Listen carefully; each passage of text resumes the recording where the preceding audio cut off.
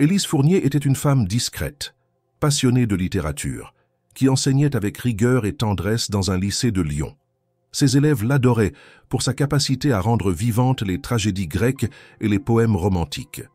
Dans les couloirs de l'établissement, on la surnommait la conteuse, tant sa voix avait le pouvoir de suspendre le temps.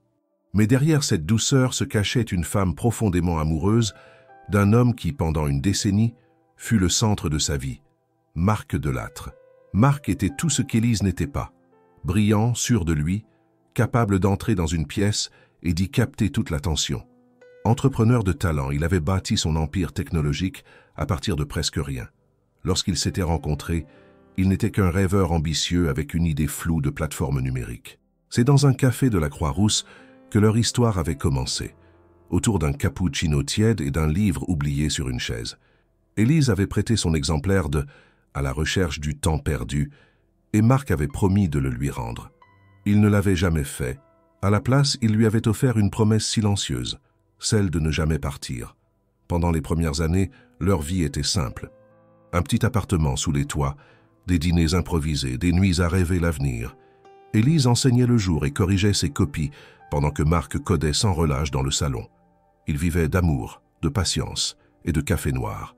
C'est Élise qui avait financé les premiers mois du projet de Marc, vendant quelques bijoux hérités de sa mère et acceptant de réduire son propre confort pour soutenir ses ambitions.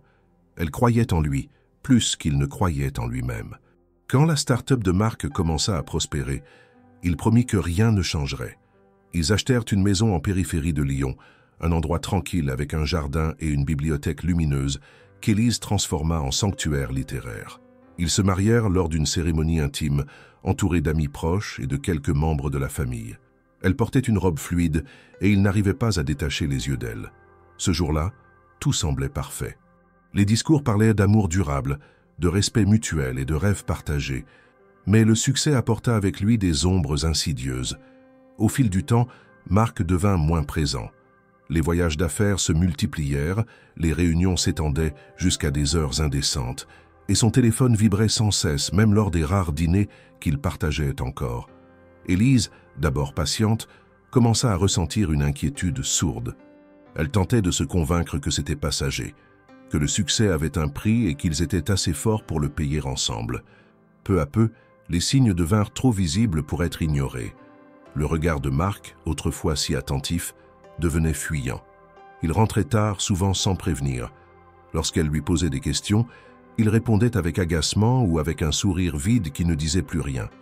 Il semblait ailleurs, comme si une partie de lui avait déjà quitté leur maison. Élise s'efforçait de rester présente, de maintenir la chaleur du foyer, mais la solitude s'insinuait dans chaque recoin. Elle se souvenait d'un soir d'hiver où elle l'avait attendu avec un pot-au-feu mijoté pendant des heures. Il n'était jamais rentré. Le lendemain matin, il lui avait dit qu'il avait dormi au bureau à cause d'un problème de serveur.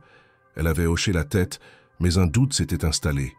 Ce doute, devenu compagnon silencieux, ne la quitterait plus. Malgré tout, Élise persistait à croire qu'ils pourraient se retrouver. Elle planifiait des week-ends à deux qu'il annulait au dernier moment. Elle lui écrivait des lettres qu'il laissait sans réponse. Elle continuait à croire en l'homme qu'il avait été, à espérer qu'il finirait par revenir vers elle, vers ce qu'ils avaient construit ensemble. Mais ce qu'elle ignorait encore, c'est que Marc avait déjà fait un choix qu'il s'apprêtait à révéler de la manière la plus brutale qui soit. Elle ne savait pas que leur histoire, si souvent admirée, allait bientôt devenir un souvenir douloureux. Un passé que certains qualifieraient de conte, mais qu'elle, bientôt, ne verrait plus que comme une trahison déguisée en promesse. Car tout ce qu'elle avait donné sans compter, il était sur le point de le piétiner avec une indifférence glaciale. Ce matin-là, Élise s'était réveillée seule dans le lit conjugal. Ce n'était pas rare ces derniers mois. Le silence dans la maison n'avait plus rien de paisible. Il pesait, écrasait chaque pièce, chaque geste, chaque pensée. En descendant les escaliers, elle sentit immédiatement quelque chose d'étrange. Une tension dans l'air, une absence différente, plus lourde. Le salon était impeccable, comme s'il n'avait pas été utilisé depuis des jours. Elle appela le nom de Marc, sans y croire. Pas de réponse. Elle entra dans la chambre d'amis, vide. Puis retourna dans leur chambre, poussée par une intuition qu'elle aurait préféré ignorer. C'est là qu'elle vit la valise, posée sur le lit, fermée à la hâte. À côté, une enveloppe blanche avec son prénom inscrit à l'encre noire. Élise sentit son cœur se serrer. Elle resta figée quelques secondes, puis s'assit lentement au bord du lit. Ses mains tremblaient lorsqu'elle ouvrit la lettre. Le papier était froid, l'écriture familière, mais le contenu brutal. Marc n'y allait pas par 4 chemins. Il avait décidé de partir. Il ne parlait ni d'une pause ni d'une crise passagère. Il affirmait avec une clarté tranchante qu'il ne reviendrait pas. « Élise, je suis désolé. Je ne peux plus continuer cette vie. Je pars avec Camille. Ce n'est pas un choix contre toi, mais pour moi. Je ne veux pas de conflit. Je te laisse la maison pour le moment. Je m'occuperai des démarches du divorce dès que possible. Marc. » Chaque phrase semblait avoir été écrite pour éviter toute émotion. Il n'y avait ni explication, ni regret, ni même une tentative de compréhension. Camille. Élise ne mit pas longtemps à comprendre de qui il s'agissait. Camille Moutier, la jeune attachée de presse que Marc avait embauchée 2 ans plus tôt. Élise l'avait rencontrée une fois lors d'un dîner de gala, une jeune femme vive, souriante, d'une beauté étudiée, mais qui n'avait pas retenu son attention plus que cela. Elle se souvint que Marc avait insisté pour qu'elle vienne ce soir-là. Elle ne s'était doutée de rien, ou plutôt elle avait refusé de voir. Elle relut la lettre plusieurs fois, espérant y trouver une faille, une contradiction, une preuve que ce n'était qu'un cauchemar mal formulé. Mais non, les mots restaient là immuables, aussi tranchants que des lames. Marc était parti, sans un regard en arrière, sans discussion. 10 années de vie commune, réduites à une page, à quelques phrases glacées. Les heures qui suivirent furent floues. Élise resta longtemps assise, sans bouger. Le temps semblait s'être figé autour d'elle. Puis vinrent les larmes, silencieuses d'abord, puis incontrôlables. Elle pleura tout ce qu'elle avait construit, tout ce qu'elle avait espéré. Elle pleura l'homme qu'elle croyait connaître, les promesses faites dans le noir, les voyages annulés, les lettres qu'elle avait écrites et qu'il n'avait jamais lues. Elle pleura la trahison, mais surtout l'indifférence. Les jours suivants se déroulèrent comme un lent écoulement de sable dans un sablier brisé. Elle informait ses collègues qu'elle avait besoin de temps. Elle évitait les appels, ne répondait à personne. La maison résonnait de souvenirs. Chaque pièce lui rappelait un moment, une parole, un rire. Mais ce qui frappait le plus, c'était le silence. Un silence dur, profond, comme une fracture invisible qui dévorait les murs. La présence de Marc avait disparu si brusquement que même ses vêtements semblaient étrangers dans le placard.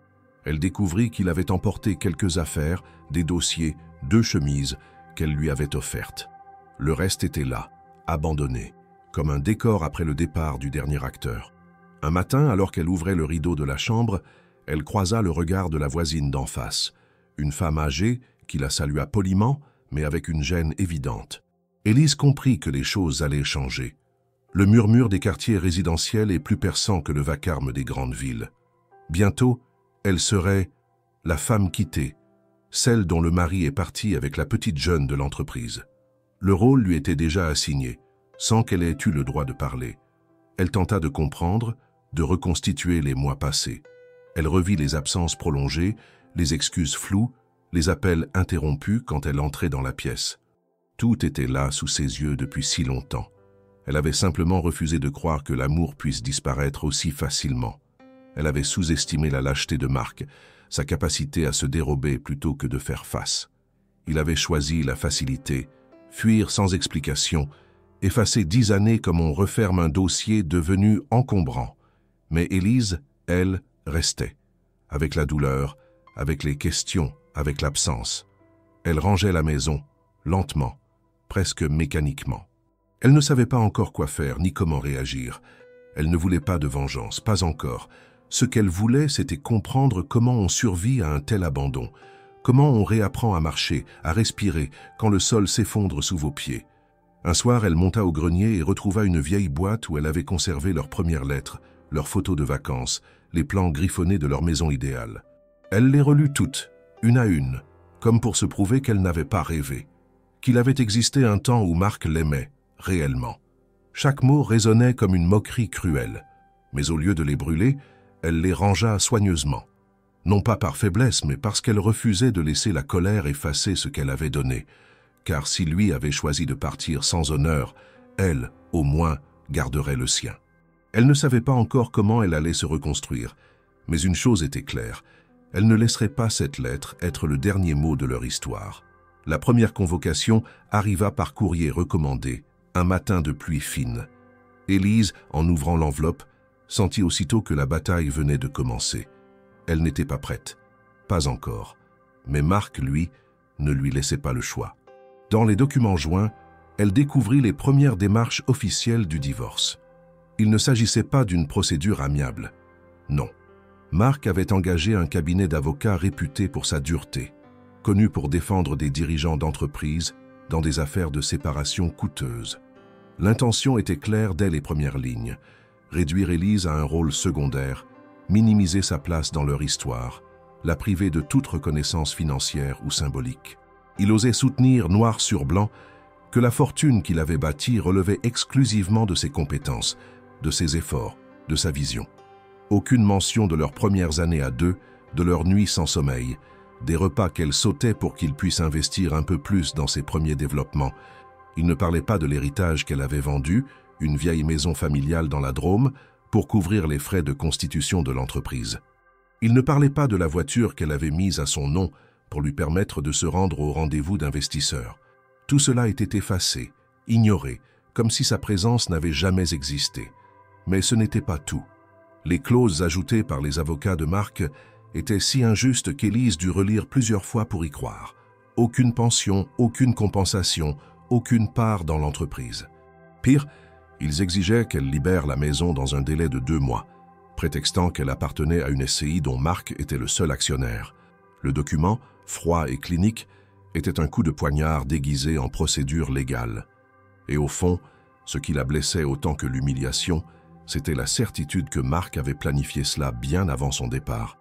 Il avait préparé le terrain, protégé ses actifs, modifié les statuts de son entreprise, mis en place des montages financiers pour la faire disparaître du paysage. Élise, dans sa confiance aveugle, n'avait jamais demandé de garantie, jamais exigé de reconnaissance écrite. Elle croyait que l'amour suffisait, elle croyait qu'un mariage reposait sur la loyauté, que les sacrifices se faisaient à deux. Elle se rendait compte maintenant que pour Marc, leur relation avait été une étape, un tremplin, quelque chose à honorer tant qu'elle servait ses intérêts, puis à éliminer dès qu'elle devenait encombrante. Face à cette trahison nouvelle, Élise sentit quelque chose se briser définitivement en elle. Ce n'était pas la tristesse ni la colère brute, c'était un mélange d'incrédulité et de lucidité froide. Elle comprenait enfin à qui elle avait réellement été mariée. L'homme qui l'avait quittée avec une lettre sur le lit n'était pas un mari perdu ou confus, mais un stratège. Un homme qui, depuis des mois, avait réécrit leur histoire dans l'ombre pour en sortir seul vainqueur. Il ne voulait pas seulement partir. Il voulait effacer toute trace d'elle dans sa réussite. Elle prit rendez-vous avec un avocat spécialisé en droit familial. Maître Renaud était un homme posé, méthodique, qui avait vu passer des dizaines d'histoires semblables. Mais en écoutant Élise, il comprit rapidement que celle-ci n'était pas une affaire ordinaire. Elle ne venait pas réclamer vengeance ou revanche, mais justice. Elle apporta avec elle une première pochette de documents, copies de virements bancaires, courriels échangés avec Marc à l'époque de la création de l'entreprise, relevés de vente du bien familial utilisé pour financer le démarrage. Chaque pièce parlait pour elle, posait les bases d'une histoire bien différente de celle que Marc avait présentée. Renaud fut frappé par la précision des informations, la clarté des dates, la cohérence du récit. Il lui demanda alors de reconstituer, étape par étape, les premières années de la société. Élise accepta, bien décidée à ne pas laisser son rôle être effacé. Elle passa des heures à fouiller ses archives personnelles, à relire d'anciens messages, à imprimer des factures, des reçus, des notes manuscrites. Elle retrouva même un vieux carnet dans lequel Marc avait griffonné les premières ébauches de son projet, carnet qu'il lui avait offert comme remerciement pour son soutien indéfectible. Plus elle avançait, plus elle comprenait l'ampleur du travail à mener. Mais une chose la guidait, la volonté de rétablir la vérité. Pas seulement pour elle, mais pour toutes les femmes qui, comme elle, avaient cru au partage, à la construction commune, et s'étaient retrouvées évincées sans ménagement. Elle n'en parlait à personne. Elle refusait d'exposer sa douleur sur la place publique. Elle se concentrait méthodiquement sur ce dossier qui deviendrait son bouclier. Pendant ce temps, Marc poursuivait sa vie sans le moindre remords apparent. Des photos de lui avec Camille commencèrent à circuler dans les médias spécialisés. Il apparaissait lors de soirées de lancement, de conférences sur l'innovation, toujours souriant, toujours entouré. La presse vantait son génie, son audace, son flair. Personne ne mentionnait Élise. Elle avait disparu du récit public comme elle avait disparu du sien. Mais derrière cette façade impeccable, Marc ne se doutait pas que son plan si méticuleusement orchestré allait bientôt rencontrer une résistance qu'il n'avait pas anticipée. Élise n'était pas restée figée dans la douleur. Elle construisait, dans l'ombre, un contre-récit solide, irréfutable. Elle n'avait peut-être pas son réseau, ni sa fortune, ni son arrogance. Mais elle avait la vérité. Et surtout, elle n'avait plus rien à perdre. Car une fois qu'on a tout perdu, il ne reste que la dignité. Et cette dignité, Élise était bien décidée à la défendre jusqu'au bout. La première fois qu'Élise vit une photo de Marc et Camille dans les médias, ce fut presque par hasard. Un article anodin partagé sur les réseaux sociaux par une ancienne collègue, accompagné d'un commentaire neutre sur la croissance impressionnante de l'entreprise de Marc. Curieuse malgré elle, Élise cliqua. Elle tomba sur un portrait flatteur de Marc, souriant en costume, tenant Camille par la taille devant une voiture de luxe. L'image illustrait un reportage sur les jeunes patrons à succès, les nouveaux visages de l'innovation française. Camille y était décrite comme sa nouvelle collaboratrice essentielle, une communicante brillante, élégante et moderne. Nulle mention d'Élise, aucune allusion à la vie qu'ils avaient partagée. Elle n'existait plus. Dans les semaines qui suivirent, les publications se multiplièrent. Les photographes semblaient toujours à l'affût de la prochaine sortie mondaine du couple. Ils étaient partout, sur les tapis rouges, dans les tribunes d'un tournoi de tennis, à la sortie d'un restaurant étoilé à Paris. Chaque cliché semblait dire la même chose. Ils étaient heureux, accomplis, parfaitement assortis. Élise, quant à elle, se retrouvait confrontée à ce flot d'images à chaque coin d'Internet. Même en tentant de les éviter, elle finissait toujours par apparaître, sur un fil d'actualité, dans un message, à la une d'un magazine économique. Elle n'était pas seulement abandonnée, elle était effacée puis remplacée, et cela sous les yeux de tous. Au début, Élise essayait de garder la tête haute. Elle ne répondait pas aux questions, ne réagissait à aucun commentaire. Elle croyait encore que le silence était une forme de force. Mais peu à peu, la cruauté de la situation devint insupportable. Certains amis communs commencèrent à s'éloigner, sans explication. Des invitations cessèrent d'arriver. Les regards dans la rue, dans les cafés, même dans la salle des professeurs du lycée, semblaient changer. On la plaignait, on murmurait à son passage. Parfois même, certains se permettèrent des conseils qu'elle n'avait pas demandés. « Tu devrais tourner la page. Il vaut mieux pour toi. Tu mérites quelqu'un qui t'aime vraiment. » Chacune de ces phrases, prononcées avec la meilleure des intentions, était une gifle supplémentaire. Le pire fut lorsqu'un blog à sensation publia un article intitulé « La nouvelle muse de la tech, Camille Moutier, l'arme secrète de Marc Delattre ». L'article insinuait que la jeune femme avait été la véritable inspiration du succès de l'entreprise, qu'elle avait su canaliser le potentiel de Marc et l'accompagner vers les sommets. Élise lut ces lignes avec une rage froide. Elle connaissait la vérité.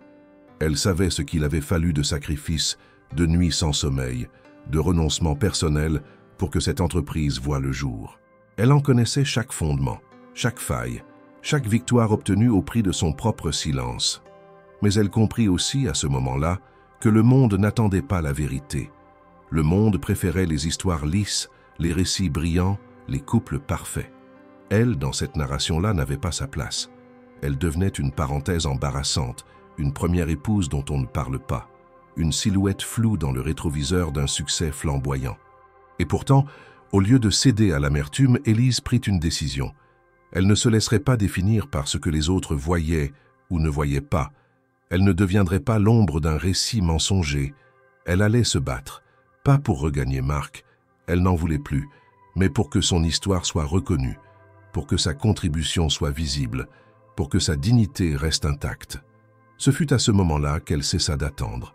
Elle arrêta de lire les articles, de regarder les photos, de chercher des explications dans les regards des autres. Elle concentra son énergie sur la préparation du dossier avec Maître Renaud. Ensemble, ils commencèrent à organiser les pièces, à établir une chronologie précise, à identifier les failles juridiques dans la stratégie de Marc.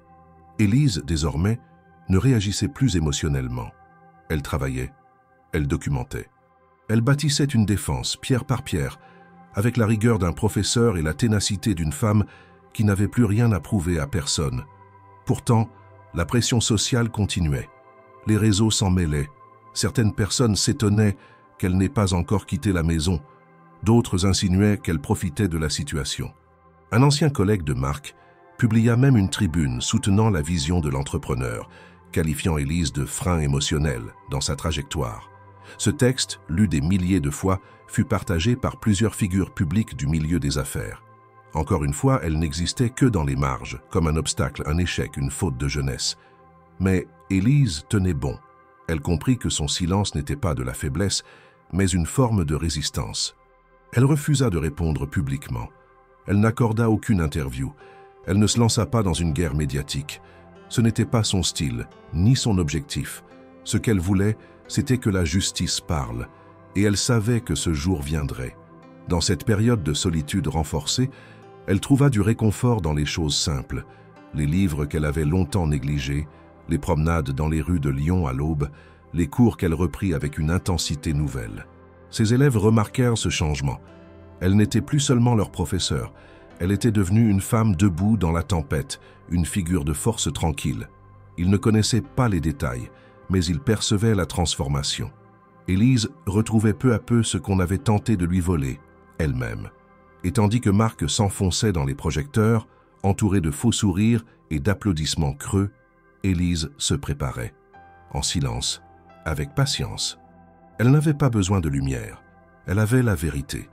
Et bientôt, le moment viendrait où cette vérité ne pourrait plus être ignorée. Lorsque Maître Renaud suggéra à Élise de rassembler tout ce qu'elle possédait concernant la création de l'entreprise de Mark, elle ne comprit pas immédiatement l'ampleur de la tâche. Elle pensait aux documents habituels, quelques relevés bancaires, des échanges de courriels, peut-être une ou deux factures. Mais très vite, elle réalisa que sa mémoire, longtemps reléguée au second plan par la douleur, conservait un nombre impressionnant de détails qu'elle n'avait jamais jugés importants, mais qui, mis bout à bout, racontaient une toute autre histoire que celle propagée par Mark et ses avocats. Pendant plusieurs semaines, Élise transforma le bureau de la maison en véritable centre d'archives. Elle classa, annota, numérota. Elle fouilla de vieilles boîtes, relut d'anciens carnets de notes, parcourut ses messageries, ses relevés bancaires, ses photographies numériques, même les anciens billets d'avion qu'ils avaient utilisés à l'époque pour aller rencontrer les premiers partenaires de Mark. Elle retrouva les captures d'écran de transferts financiers entre son compte personnel et celui de Mark, y compris les fonds issus de la vente de la maison de sa grand-mère à Dieulefit, vendus précisément pour injecter du capital dans la phase de lancement du projet. Chaque document prenait la forme d'un morceau de puzzle. Chaque note manuscrite, chaque SMS conservé, chaque reçu négligé devenait une preuve tangible de sa présence, de son rôle, de son engagement. Et au fur et à mesure qu'elle organisait ces éléments, Élise sentait croître en elle une détermination différente, presque clinique. Ce n'était plus une question de trahison ou d'émotion. Il s'agissait désormais d'un travail de vérité. Maître Renaud venait chaque semaine pour passer en revue les nouveaux éléments. Il était d'un calme imperturbable, mais plus les preuves s'accumulaient, plus il montrait des signes d'étonnement.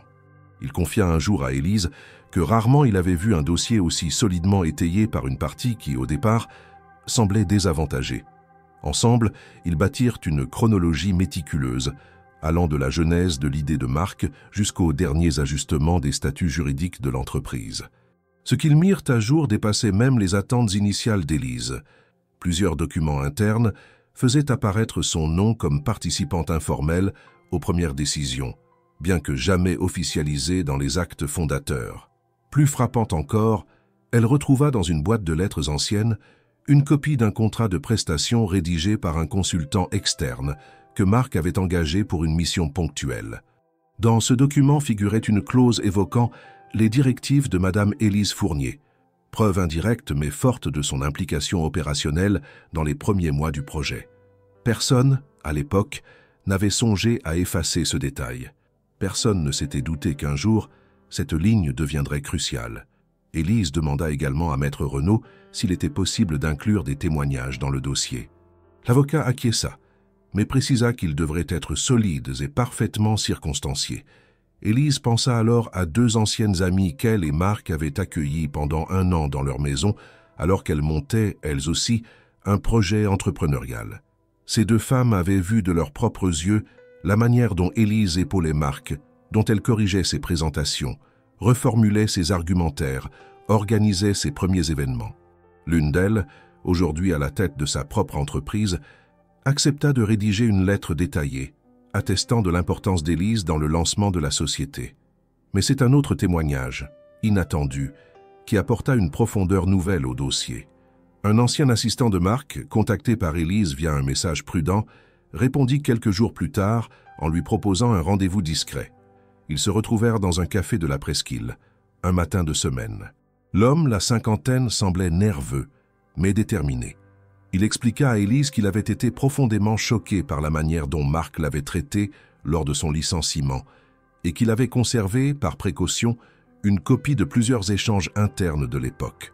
Parmi eux, un courriel particulièrement compromettant dans lequel Marc reconnaissait en privé que sans Élise, rien de tout cela n'aurait vu le jour, elle a porté ce projet quand moi je doutais encore. Ce message fut une révélation.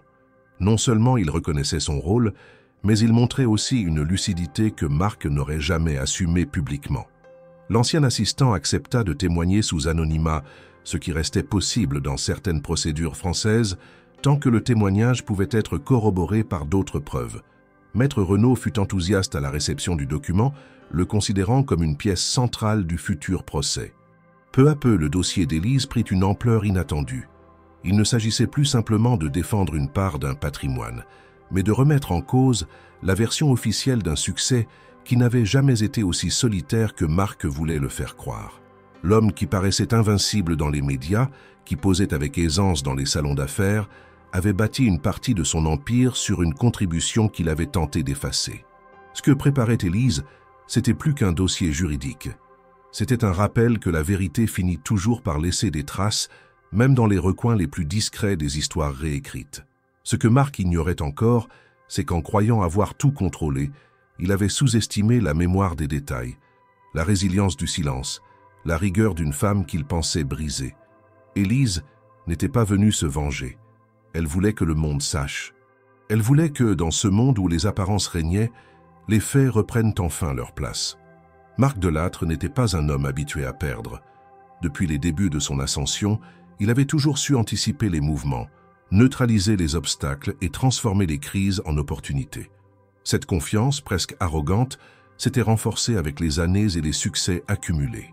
Dans son esprit, le divorce avec Élise n'était qu'un désagrément mineur à régler rapidement, un épisode de sa vie passée qu'il croyait pouvoir clôturer avec un minimum de bruit. Il n'avait pas anticipé la résistance. Il n'avait pas prévu que la femme qu'il avait quittée sans ménagement relèverait la tête, rassemblerait les preuves et bâtirait une stratégie redoutable. Dans les coulisses, il s'imaginait encore maître du jeu. Entouré d'une équipe juridique aguerrie, il dirigeait les réunions comme s'il s'agissait d'un lancement de produit. Il exigeait des délais courts, des conclusions claires et des marges de manœuvre qui le mettaient à l'abri de toute condamnation. À ses avocats, il répétait que l'affaire devait être bouclée rapidement. Il parlait d'Élise comme d'un simple contretemps. Mais à mesure que les audiences préliminaires se rapprochaient, les premiers signes de tension commencèrent à apparaître dans son entourage professionnel. Un jour, au siège de son entreprise, il convoqua 3 anciens collaborateurs clés qui avaient été présents dans les premiers mois de la société. Il leur demanda de produire des déclarations certifiant qu'Élise n'avait jamais participé à la gestion, aux finances, ni à la prise de décisions stratégiques. 2 d'entre eux hésitèrent, mais finira par céder, intimidé par l'atmosphère, par le pouvoir de Marc et par la promesse implicite de retour d'ascenseur. Le 3e, en revanche, refusa. Il s'appelait Loïc Bernet et il avait été chargé du développement opérationnel au moment même où Élise participait activement à l'élaboration des premiers partenariats. Son refus, d'abord discret, devint un acte de résistance majeur lorsqu'il décida, de son propre chef, de contacter l'avocat d'Élise. Loïc demanda à rencontrer Maître Renaud dans un cadre strictement confidentiel. Lors de leur entrevue, il déclara qu'il avait gardé des copies personnelles de certains documents de travail où figurait clairement la participation d'Élise, des courriels, des comptes rendus de réunions, des notes internes où elle apparaissait comme partie prenante. Il expliqua également que Marc lui avait explicitement demandé de nier ses faits s'il était appelé à témoigner. Ce fut le tournant. Les documents remis par Loïc renforcèrent de manière décisive le dossier déjà fourni par Élise.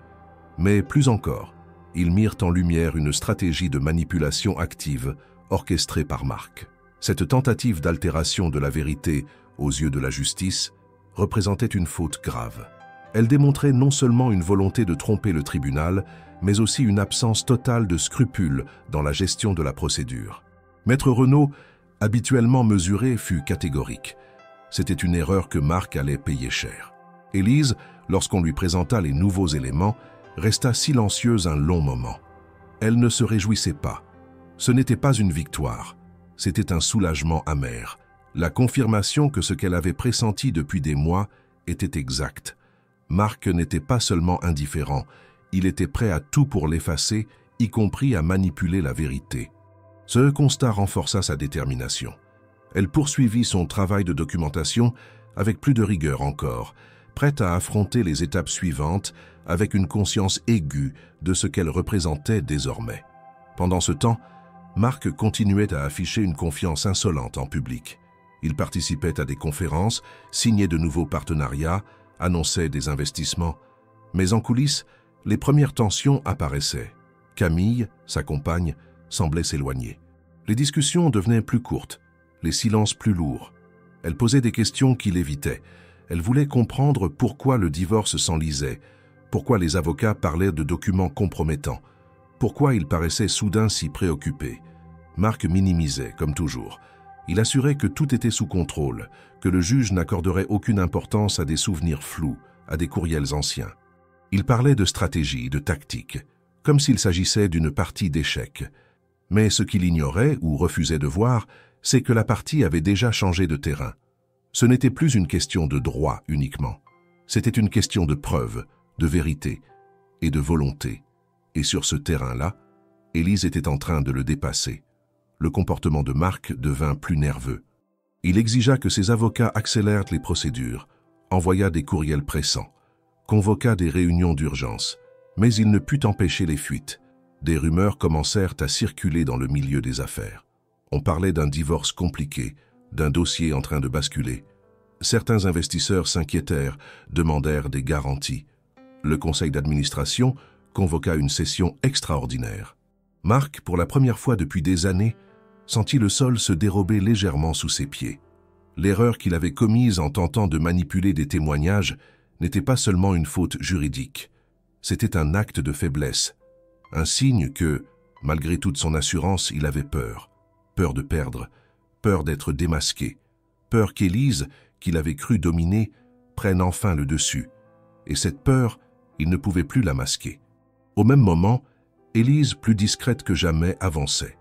Elle ne cherchait pas à humilier, mais à rétablir. Elle ne voulait pas gagner par vengeance, mais par légitimité. Et chaque nouvelle pièce, chaque nouveau témoignage, chaque erreur de Marc ne faisait que renforcer la justesse de son combat. La veille d'une nouvelle audience, Élise se tenait dans le salon de sa maison, entourée de piles de dossiers soigneusement classés, chaque pièce numérotée, chaque témoignage authentifié. À ses côtés, Maître Renaud relisait calmement la chronologie du dossier qu'ils allaient présenter devant la cour. L'atmosphère n'était pas celle d'un combat à venir, mais d'une exécution méthodique. Il n'y avait ni empressement, ni euphorie, juste la concentration de ceux qui savent que la vérité, quand elle est suffisamment préparée, n'a besoin d'aucun effet dramatique pour faire son travail. Marc, de son côté, continuait de croire qu'il avait la situation en main. Malgré les signes croissants de fragilité autour de lui, il persistait à sous-estimer Élise. Son entourage, composé de juristes coûteux, de communicants surentraînés et de conseillers d'image, s'efforçait de maintenir la façade intacte. Il n'avait pas conscience que le plan soigneusement conçu depuis des mois par son ex-femme et son avocat avait déjà commencé à percer les murs de sa stratégie. Il pensait qu'Élise allait jouer selon les règles qu'il avait imposées. Il ne savait pas qu'elle avait choisi une autre voie, celle de la précision, de la patience et du silence maîtrisé.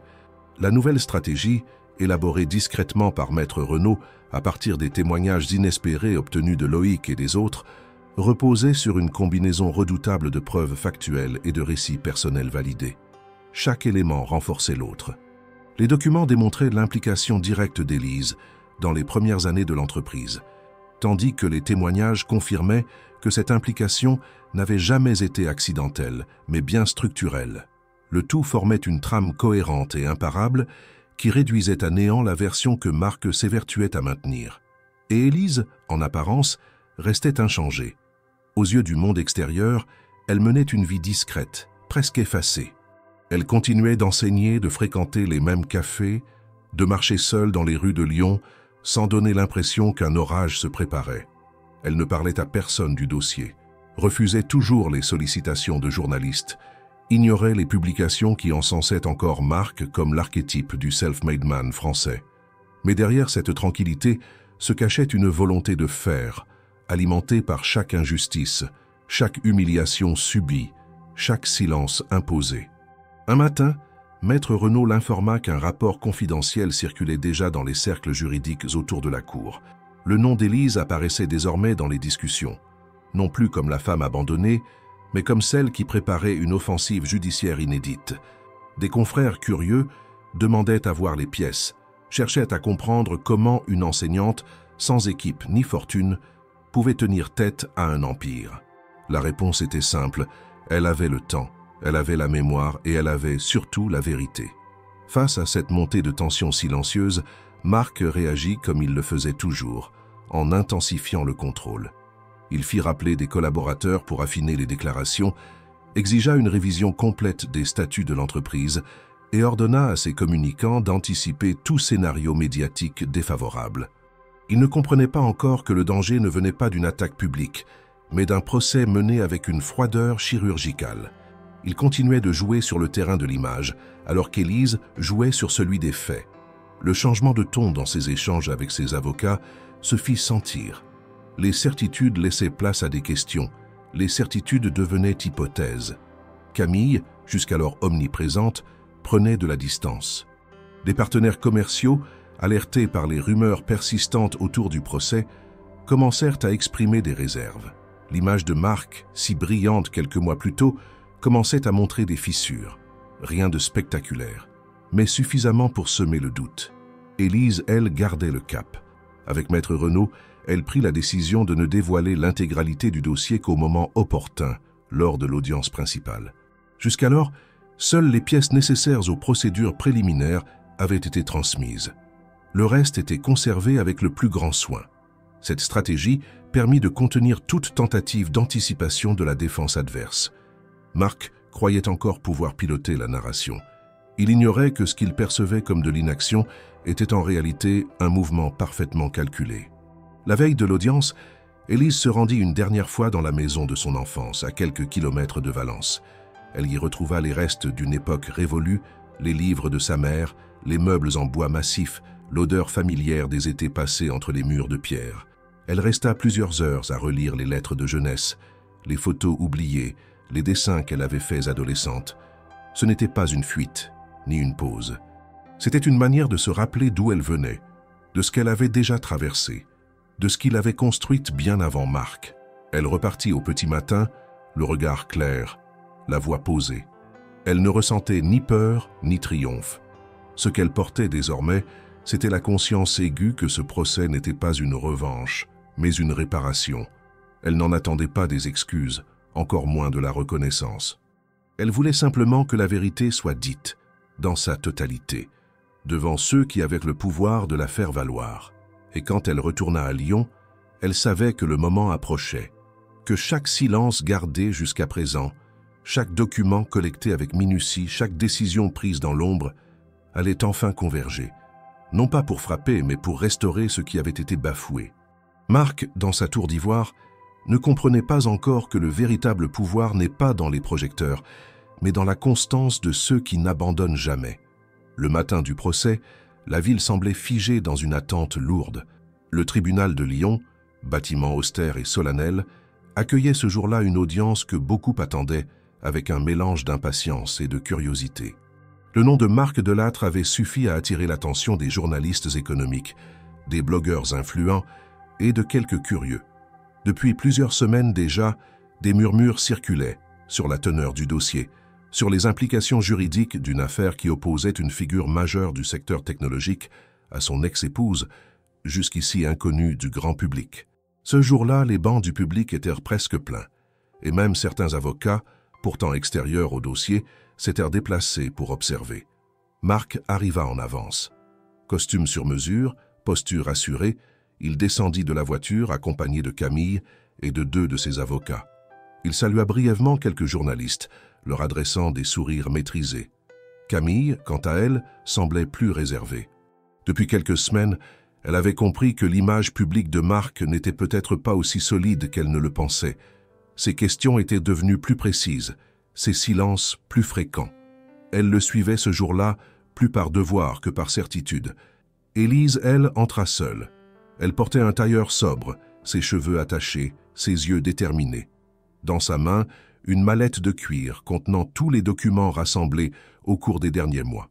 Elle ne salua personne, ne répondit à aucun regard. Elle s'avança calmement vers la salle d'audience, s'installa à la table réservée aux plaignants et échangea un hochement de tête avec Maître Renaud, déjà installé à ses côtés. Il ne dit rien. Il n'avait pas besoin de mots. Tout avait déjà été dit, relu, validé. Lorsque la juge entra, le silence se fit immédiatement. Femme d'une 50aine d'années, au regard précis et au ton neutre, elle prit place sans détour. Elle commença par rappeler les faits. La demande de divorce, les contestations soulevées, les revendications formulées par les 2 parties. Elle lut à voix haute les déclarations préliminaires, les pièces transmises par les avocats, et annonça que les témoignages seraient entendus dans la journée. À cet instant, Marc afficha une assurance presque provocatrice. Il croisa les jambes, jeta un regard furtif à Élise, comme pour rappeler qui dominait la situation. Mais elle ne tourna même pas la tête. Le premier témoignage fut celui de Loïc Bernet. Appelé à la barre, il s'exprima d'une voix calme et posée. Il expliqua son rôle au sein de l'entreprise, les débuts difficiles, les réunions informelles tenues dans la maison d'Élise, sa participation constante aux décisions, ses contributions aux présentations, aux stratégies de lancement. Il évoqua aussi les moments de doute de Marc et comment Élise, bien que jamais officiellement nommée, était au cœur des actions quotidiennes. Lorsqu'on lui demanda pourquoi son nom n'apparaissait pas dans les statuts de l'entreprise, il répondit sans hésiter que cela relevait d'un choix délibéré de Marc, qui souhaitait garder un contrôle total. Les mots pesaient, mais c'étaient les documents annexés qui eurent le plus d'effet. L'un après l'autre, les courriels, les notes, les rapports contenant les commentaires d'Élise furent présentés. La juge, attentive, en prit connaissance sans interrompre. Le silence dans la salle était absolu. Puis ce fut au tour de Maître Renaud de produire les preuves financières.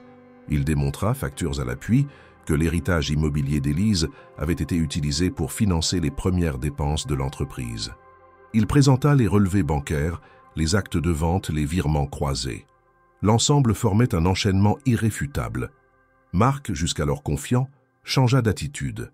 Il échangea des regards nerveux avec ses avocats qui commençaient à consulter frénétiquement leur dossier.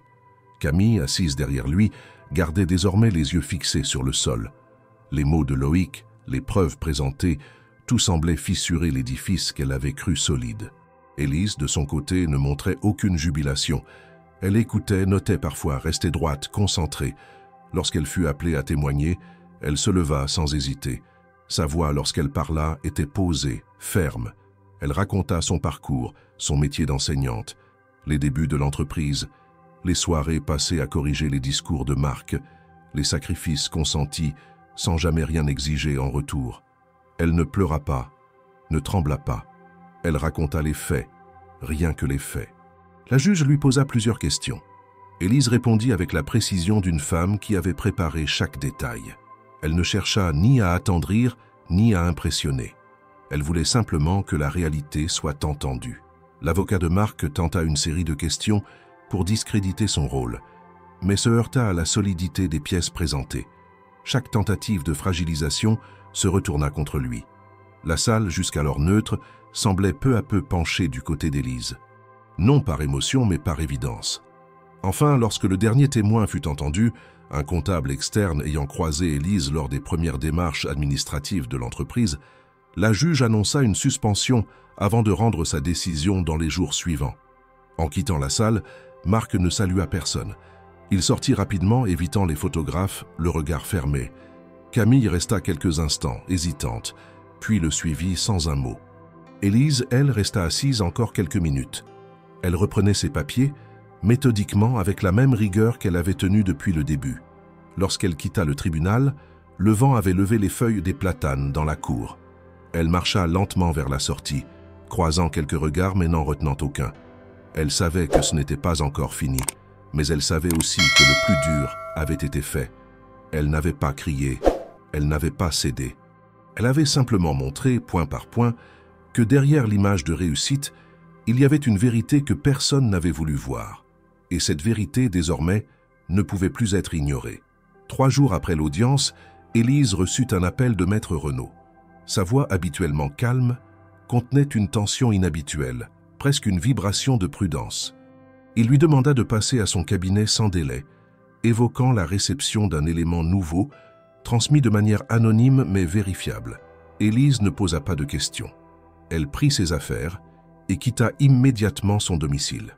L'air frais de l'automne semblait plus tranchant ce matin-là, comme si le monde retenait son souffle une seconde fois. En entrant dans le bureau, elle trouva Renaud assis devant une pile de documents, un dossier beige grand ouvert devant lui. Sans un mot, il lui désigna une chaise, referma calmement la porte et sortit un document plastifié.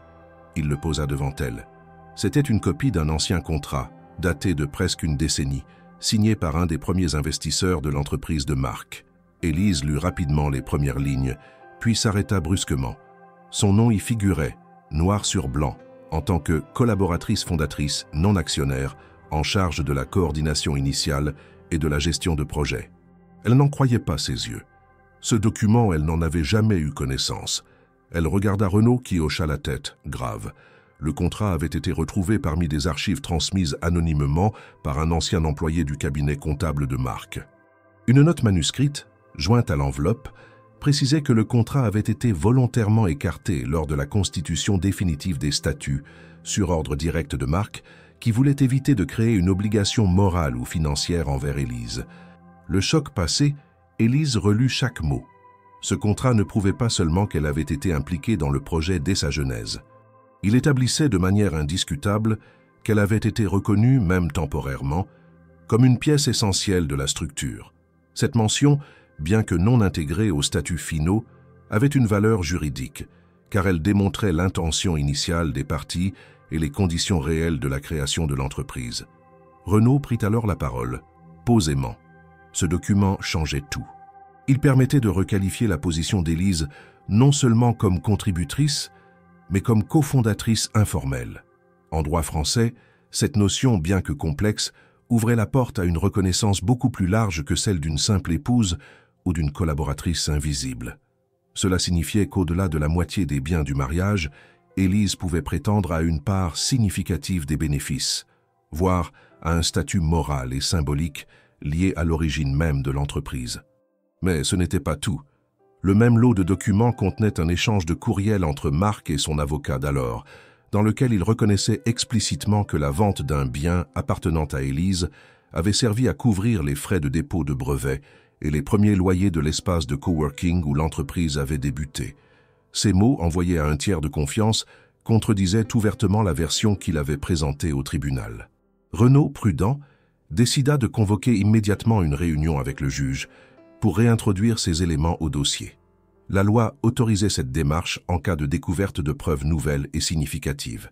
Le juge accepta d'examiner les documents lors d'une audience complémentaire convoquée en urgence. Marc, informé par ses avocats, tenta de faire barrage à la procédure. Il réclama un délai, contesta l'authenticité des pièces, remit en question leur origine. Mais l'enchaînement des signatures, des adresses, des métadonnées et des éléments convergents rendait toute contestation difficile.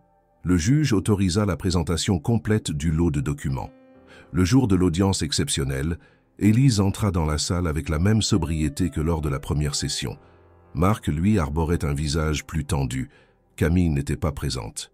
Les journalistes, alertés par des fuites internes, s'étaient installés discrètement dans le fond de la salle, notant chaque détail.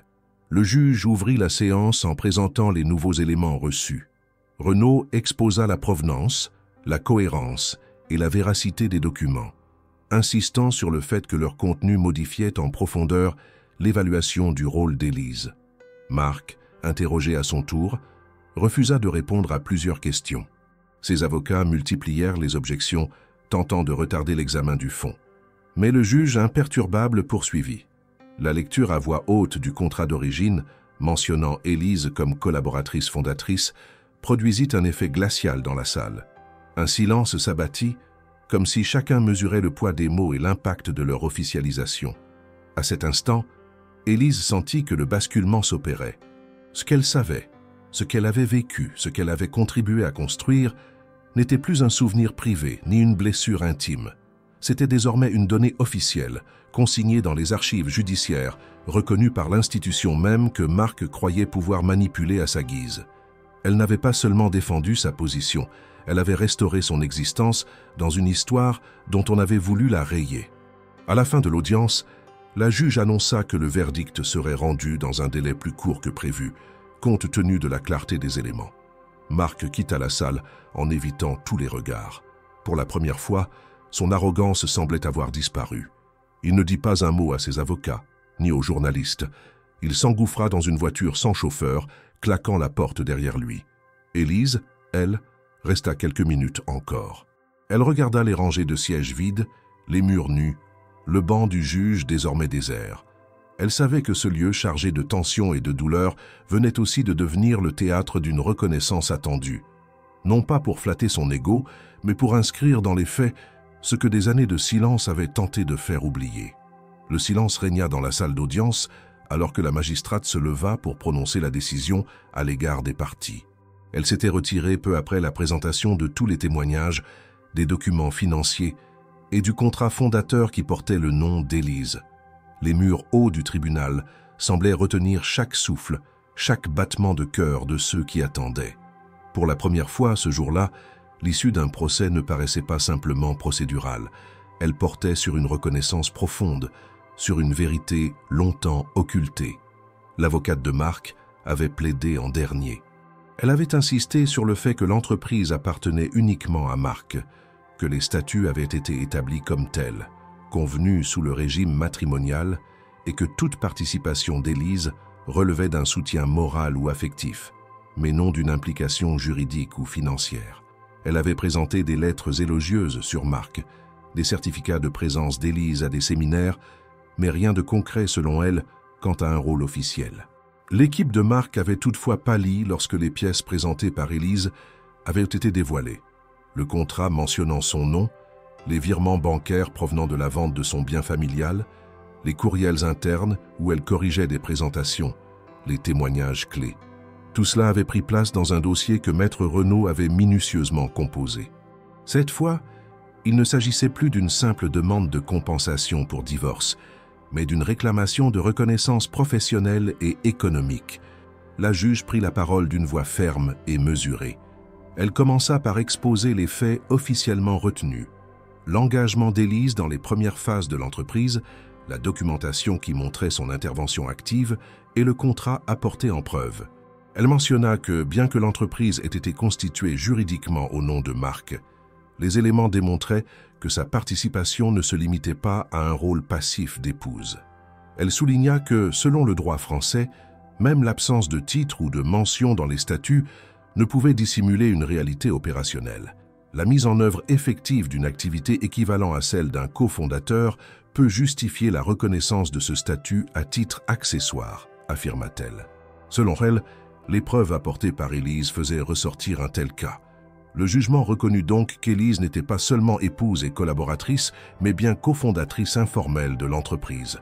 Ce statut légalistico ouvrait la voie à une part significative des actifs et des bénéfices de l'entreprise, ainsi qu'à une indemnisation pour le préjudice moral subi du fait de sa mise à l'écart, de l'absence de reconnaissance et de l'exposition médiatique négative. La juge décida que Marc devait verser à Élise une somme correspondant à une part équivalente à la moitié des actifs de la communauté progressivement divisée, et que l'entreprise reconnaisse officiellement sa contribution. Le jugement mentionna également une injonction pour que la société révise ses statuts afin de refléter ce changement de reconnaissance, et que les documents internes indiquant la participation d'Élise soient conservés aux archives de l'entreprise comme éléments de référence. Marc pâlit en entendant ces mots. Il n'arrivait pas à soutenir le regard des parties civiles. Camille ouvrit la bouche sans pouvoir prononcer de mots. Elle semblait désemparée. Les avocats de Marc échangèrent des signes de panique silencieuse. L'entreprise, jusque-là considérée comme invincible, venait de subir un regard légal qui changeait tout. À cet instant précis, Élise serra les dents. Son visage restait impassible, mais ses yeux brillaient d'une lueur que peu avaient vue auparavant. Ce n'était pas de la haine, ce n'était pas du triomphe, c'était la satisfaction discrète d'avoir fait entendre une vérité que personne n'avait voulu entendre. Puis la juge aborda la question de l'indemnisation pour dommage moral. Elle déclara que la retraçabilité médiatique de l'abandon, la diffusion des images du nouveau couple et la transformation de l'image d'Élise en victime sans reconnaissance constituaient un préjudice moral réel. Elle ordonna à Marc de verser une somme fixe à titre de réparation complémentaire, tout en précisant que cette somme ne représentait pas une indemnité pécuniaire de vengeance, mais une forme de réparation symbolique pour le tort subi. Elle indiqua que cette décision avait aussi pour effet de prévenir ce type de situation où des personnes dont l'implication a été occultée se retrouvent exclues du récit. La salle resta silencieuse jusqu'à ce que la juge frappe le marteau.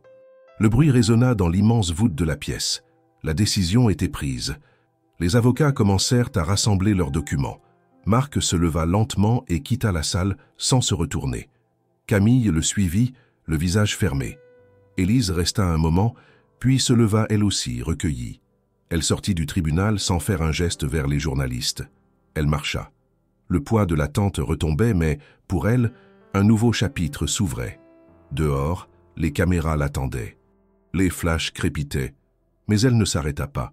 Elle se contenta de traverser le parvis avec la tête haute, le cœur apaisé par un travail accompli. Elle n'avait pas cherché à humilier, ni à faire du bruit. Elle avait cherché justice. Et la justice avait parlé. Elle savait que les jours à venir seraient de reconstruction, de renouveau. À l'instant où elle sourit légèrement, elle comprit que cette étape représentait une libération. Non pas seulement financière ou symbolique, mais existentielle. Elle allait désormais vivre selon ses propres termes.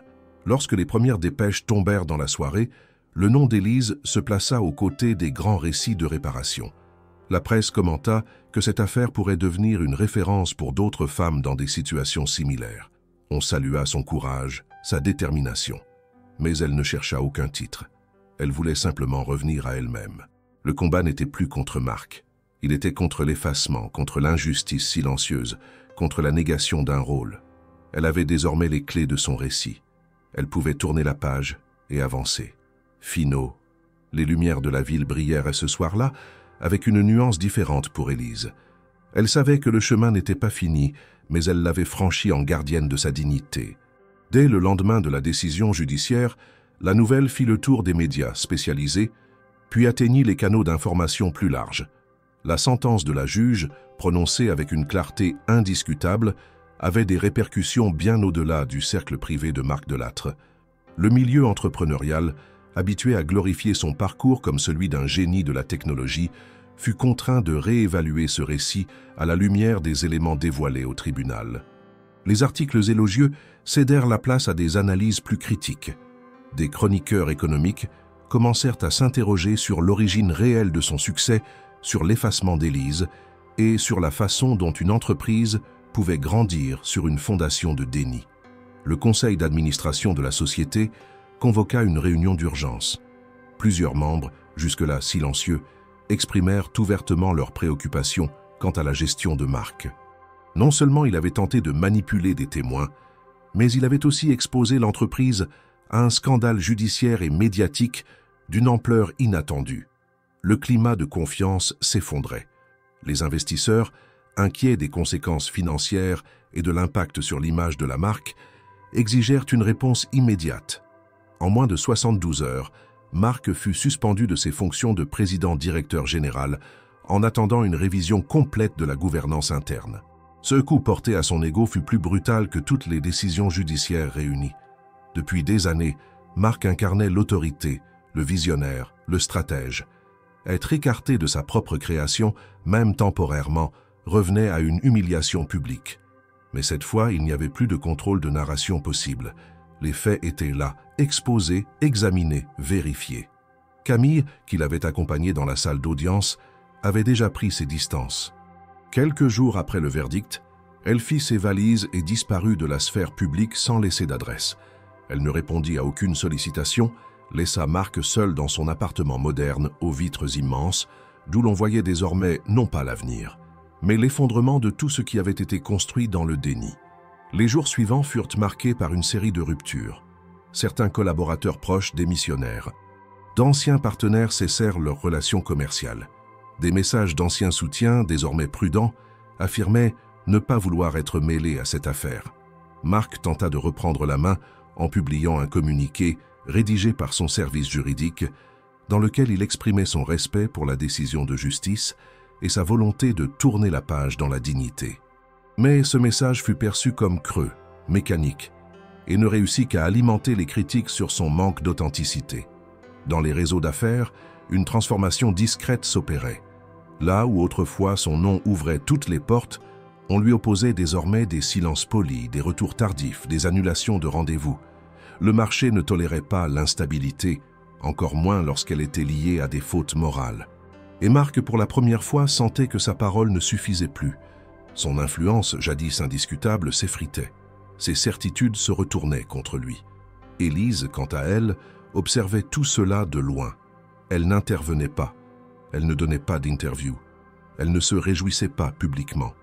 Dans le silence de sa maison, elle prenait chaque jour le temps de respirer, de marcher, de retrouver un rythme qui ne dépendait plus d'un agenda imposé ou d'un homme insatiable de reconnaissance. Elle avait refusé plusieurs propositions de maisons d'édition qui souhaitaient publier son histoire. Elle considérait que ce qui avait été dit au tribunal suffisait. Elle n'avait pas besoin de transformer sa douleur en produit. Elle voulait simplement vivre. Dans l'espace qu'elle avait gagné, Élise commença à penser à son avenir avec une lucidité nouvelle. L'argent reçu après le jugement ne représentait pas une revanche, mais un outil. Elle n'en fit pas étalage. Elle consulta un notaire, prit conseil auprès d'un comptable indépendant et structura prudemment ce nouveau capital. Son seul désir était la liberté, celle de ne dépendre de personne, ni financièrement, ni émotionnellement. Elle visita plusieurs régions, examina des possibilités discrètes, loin du tumulte lyonnais. L'impact de l'affaire dépassait toutefois son cercle personnel. Des associations de défense des femmes commencèrent à citer son cas comme un exemple de résilience et de réussite judiciaire. Certaines lancèrent des campagnes pour informer les femmes sur leurs droits dans les entreprises familiales ou les projets conjoints. D'autres utilisèrent l'histoire d'Élise comme support dans des séminaires juridiques. Elle devenait, malgré elle, une figure de référence. Mais elle refusait d'être un symbole. Elle ne voulait pas être figée dans un rôle. Elle voulait continuer à être une femme libre, en mouvement, construisant sa vie selon ses propres termes. Marc, de son côté, tenta de résister. Il investit dans un nouveau projet, tenta de rassembler quelques anciens collaborateurs, mais rien ne reprenait.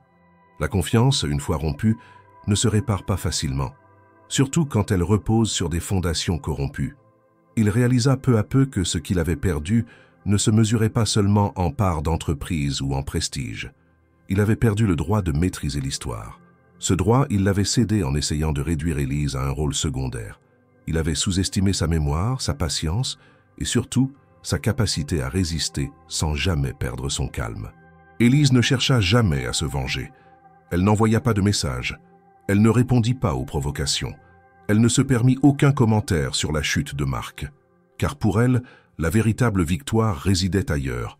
Elle avait survécu. Elle s'était relevée. Et désormais, elle avançait. Après le jugement, Élise disparut volontairement du paysage médiatique. Elle coupa ses anciens canaux de communication, changea de numéro de téléphone, supprima ses comptes sur les réseaux sociaux. Elle n'avait ni envie ni besoin d'exister dans l'œil public. Ce qu'elle désirait, c'était retrouver un espace où le silence n'était plus synonyme de solitude, mais de paix retrouvée. L'argent obtenu ne fut jamais utilisé comme un étendard. Elle n'acheta ni appartement de luxe, ni voiture imposante. Elle prit son temps, consultait peu, observait beaucoup. Elle visitait discrètement des villages dans le sud de la France, longeait des rues anonymes, entrait dans des librairies anciennes, regardait les vitrines sans se faire remarquer. Un jour, à Aix-en-Provence, Elle tomba sur un petit local abandonné depuis plusieurs mois, situé dans une ruelle calme, ombragée par des platanes. La devanture était modeste, mais elle y vit une structure intacte, un charme oublié. À l'intérieur, la poussière couvrait des étagères en bois massif et une vieille caisse enregistreuse reposait sur un comptoir. Tout respirait l'abandon, mais aussi une forme de promesse discrète. Élise revint le lendemain, entra en contact avec le propriétaire et fit une offre. 2 semaines plus tard, l'espace lui appartenait. Elle avait trouvé son lieu. Elle se mit au travail sans se presser, choisissant chaque livre, chaque meuble, chaque détail, avec un soin presque artisanal. La librairie ne devait pas être un commerce, mais un lieu de respiration. Elle lui donna un nom simple, sans référence à son passé, sans clin d'œil à son histoire personnelle. Elle voulait que les gens y viennent par amour de la lecture, non par curiosité pour sa vie. Les premiers clients furent des passants, des habitants du quartier, des étudiants en quête de manuels oubliés, des retraités cherchant des romans épuisés. Élise apprenait à connaître les visages, les habitudes, les silences. Peu à peu, une forme de communauté se tissait autour d'elle. Elle ne parlait jamais de Marc. Pour les gens du village, elle était simplement une nouvelle venue, discrète, courtoise, passionnée par les livres. Les seuls à reconnaître son visage étaient les rares touristes qui suivaient encore de loin les échos de l'affaire. Mais même eux hésitaient à l'approcher, car Élise dégageait désormais une tranquillité qui imposait le respect. Elle avait cessé de fuir son passé, non pas parce qu'il ne lui faisait plus mal, mais parce qu'il avait cessé d'avoir le pouvoir de la définir. Ses journées étaient rythmées par les horaires de la boutique, les commandes de clients, les conseils de lecture. Le soir, elle dînait seule, parfois en lisant, parfois en regardant les lumières s'éteindre dans la rue. Elle n'éprouvait pas de manque, ni de besoin d'occupation constante. Elle s'était réconciliée avec le vide. Ce n'était plus une absence, mais un espace dans lequel renaître. Elle retrouva aussi le goût d'écrire, non pas pour publier, mais pour elle-même. Elle tenait un cahier, y notait ses pensées, ses souvenirs, ses projets flous. Elle n'attendait plus rien de l'extérieur. Ce qu'elle construisait désormais lui appartenait pleinement. Certains anciens collègues, ayant appris sa nouvelle vie, lui écrivirent. Des messages sincères, respectueux, sans condescendance. Quelques amis du passé prirent contact, timidement. Elle répondit parfois avec gratitude, mais sans désir de renouer ce qui avait été perdu. Elle n'en voulait à personne. Elle avait compris que chacun agit selon sa peur, son confort, ses limites. Et elle ne voulait plus vivre dans le poids de ce qui aurait pu être. La reconstruction n'était pas un retour en arrière. C'était une autre forme d'avancée. Le calme de sa nouvelle existence fut cependant ponctué par des propositions qui continuaient d'arriver. Des maisons de production voulaient adapter son histoire en film ou en série.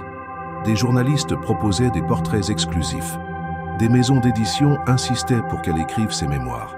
À toutes, elle répondit non. Elle ne voulait pas transformer sa lutte en divertissement. Elle refusait d'être réduite à un cas, à une héroïne, à une victime magnifiée. Elle avait été une femme trahie, puis une femme debout. Et cela suffisait. Elle engagea une jeune assistante pour l'aider dans la boutique. Clara, étudiante en lettres, vive et attentive, devint une présence réconfortante. Elle ne posa jamais de questions. Elle comprit rapidement que ce lieu n'était pas une entreprise comme les autres, mais une forme de refuge discret. Ensemble, elles rangèrent les livres, organisaient des lectures, accueillaient des enfants pour des heures du conte. La boutique devint un lieu vivant, sans jamais perdre sa douceur. Un jour, en triant une caisse de livres anciens, Élise tomba sur un exemplaire de « À la recherche du temps perdu ». Elle resta un long moment à le regarder. C'était ce même livre qu'elle avait prêté à Marc des années auparavant, le jour où tout avait commencé. Elle hésita, puis le rangea sur l'étagère parmi les autres. Il n'avait plus à être spécial. Il n'avait plus besoin d'être lié à quoi que ce soit d'autre que la littérature elle-même. Ce passé, elle ne l'effaçait pas.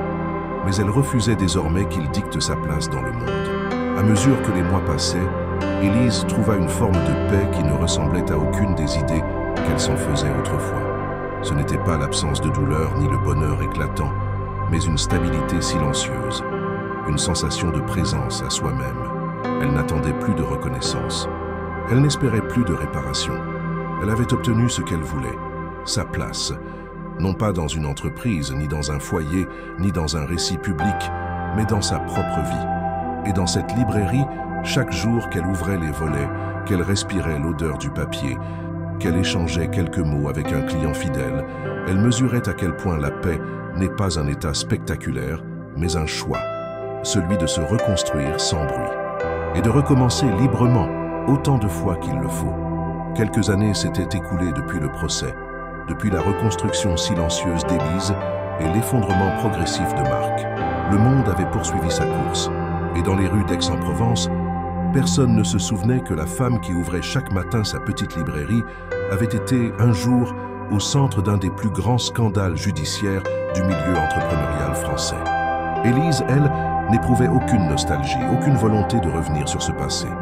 Elle vivait dans une forme de continuité apaisée, entourée de livres, de sourires discrets, de lectures partagées. Un matin d'hiver, alors que la lumière peinait à filtrer à travers les rideaux épais de la boutique, Élise ouvrit sa boîte aux lettres. Parmi les enveloppes ordinaires, une lettre attira son attention. Papier crème, écriture manuscrite soignée, adresse inconnue. Elle la glissa dans sa poche et attendit d'être seule pour l'ouvrir. Une fois rentrée dans l'arrière-boutique, elle s'assit, déchira l'enveloppe et déplia les feuilles. La lettre venait d'une jeune avocate, installée dans une petite ville de province. Elle racontait comment, étudiante en droit, elle avait suivi de près le procès d'Élise, l'avait étudié, analysé, comment cette affaire avait éveillé en elle une conscience nouvelle. Elle écrivait avoir compris, grâce à ce dossier, l'importance de la mémoire des femmes dans les projets communs, la façon dont tant de contributions étaient rendues invisibles par des logiques de pouvoir, d'orgueil ou de stratégie. Elle remerciait Élise de ne pas avoir crié, de ne pas avoir cédé à la vengeance, de ne pas s'être transformée en spectacle. Dans ces mots, on percevait l'admiration, mais surtout la compréhension profonde du choix qu'avait fait Élise, celui de défendre sa vérité sans renoncer à sa dignité. Dans la dernière page, l'avocate écrivait « Vous m'avez montré que la dignité vaut plus que toutes les fortunes, et pourtant vous avez terminé avec les deux. » Élise relut cette phrase plusieurs fois. Elle ne sourit pas immédiatement. Elle garda la lettre entre ses mains, regarda par la fenêtre, la rue encore vide, les gouttes de pluie frappant doucement les vitres. Ce n'était pas une phrase de plus. Ce n'était pas une flatterie. C'était une forme de reconnaissance intime, exacte, sans effusion. Une confirmation que ce qu'elle avait fait, ce qu'elle avait traversé, avait eu un écho au-delà d'elle-même. Elle rangea la lettre dans un tiroir, à côté d'un carnet de notes qu'elle tenait toujours à portée de main. Elle n'en parla à personne, pas même à Clara qui continuait de travailler à ses côtés avec une fidélité tranquille. Ce n'était pas un événement à partager. C'était une page qui se tournait en silence, comme toutes les autres, car la justice qu'Élise avait obtenue n'était pas celle qu'on écrit dans les arrêts des tribunaux. C'était celle qu'on ressent dans le calme des jours, dans le sommeil retrouvé, dans les gestes simples redevenus légers. Marc, de son côté, n'était plus qu'un nom évoqué de temps à autre dans quelques articles d'archives. Il avait quitté la scène médiatique, s'était retiré des affaires. Certains disaient qu'il vivait à l'étranger, d'autres qu'il tentait de remonter une structure discrète. Mais pour Élise, il n'existait plus, pas par rejet ou oubli, simplement parce que sa place dans son existence n'avait plus aucune fonction. Elle ne nourrissait aucun ressentiment. Elle ne souhaitait ni son malheur, ni son succès. Elle s'était détachée de toute attente à son égard. Et dans ce détachement, elle avait trouvé sa liberté. La librairie continuait à prospérer, doucement, selon son propre rythme. Les habitués formaient un cercle stable. On y venait chercher des ouvrages rares, demander des conseils, parfois s'asseoir sans acheter, juste pour sentir l'odeur des livres et écouter la radio qui jouait à bas volume dans un coin. Élise avait créé un monde à sa mesure, ni trop grand, ni trop exposé. Un espace où elle n'était plus définie par ce qu'on lui avait fait, mais par ce qu'elle choisissait de faire. Elle continua à écrire, toujours en silence.